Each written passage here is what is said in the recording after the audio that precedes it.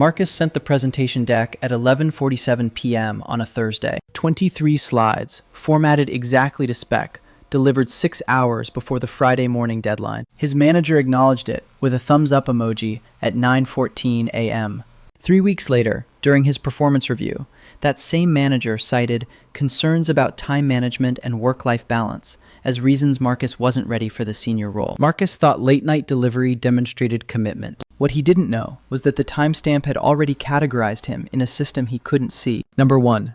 The inverse signal. Email timestamps function as metadata that encodes information about the sender's position in the organizational hierarchy. When a director sends email at 11 p.m., it reads as dedication or crisis management. When an individual contributor sends email at 11 p.m., it reads as inability to complete work during standard hours.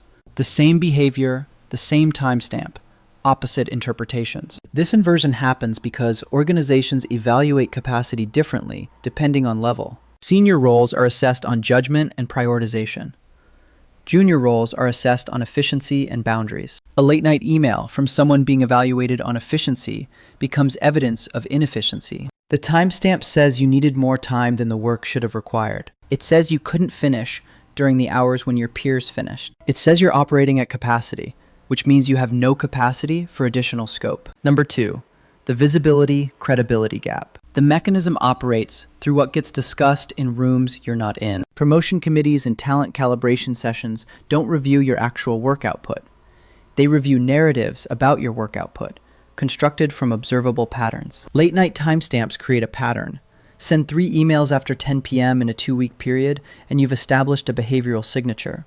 Managers use this signature to make inferences about sustainability. The inference chain runs like this. Late hours indicate workload exceeds capacity. Excess workload indicates scope mismatch. Scope mismatch indicates current role is already stretched.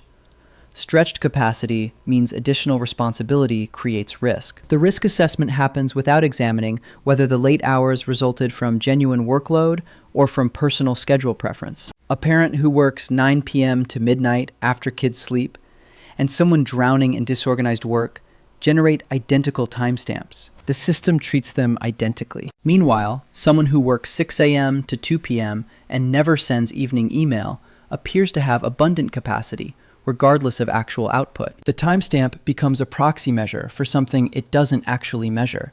Number 3, the strategic silence. Sarah and Marcus started as analysts in the same quarter. Both worked approximately 55 hours per week. Sarah scheduled her emails. Every message composed after 6 p.m. sat in her drafts folder until 8:30 a.m. the following morning. She installed a browser extension that delayed send times. Marcus hit send whenever he finished the work. 3 years later, Sarah's promotion packet described her as consistently efficient with strong boundaries, while Marcus's described him as dedicated, but potentially at ceiling for current scope. The content of their work was nearly identical.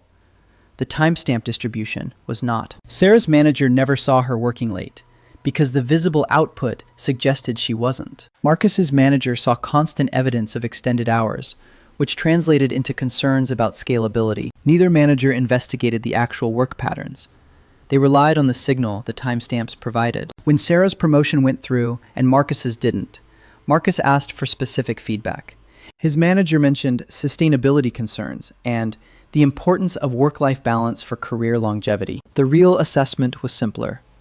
Sarah's timestamp pattern indicated excess capacity.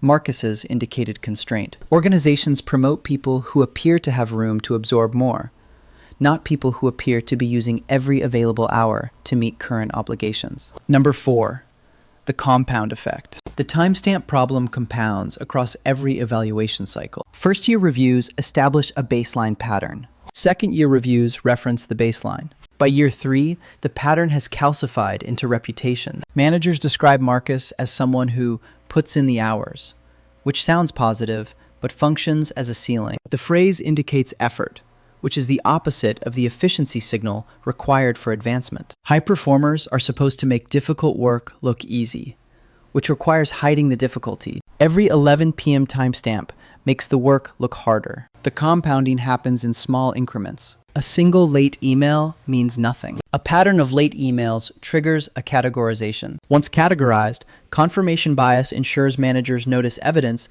that reinforces the category. Marcus's on-time morning emails become invisible. His late-night emails become representative. The timestamp that was meant to prove dedication becomes the evidence that limits his trajectory. He's still sending those emails. His manager is still noting the pattern. The mechanism continues to operate because Marcus still doesn't know what signal he's actually sending.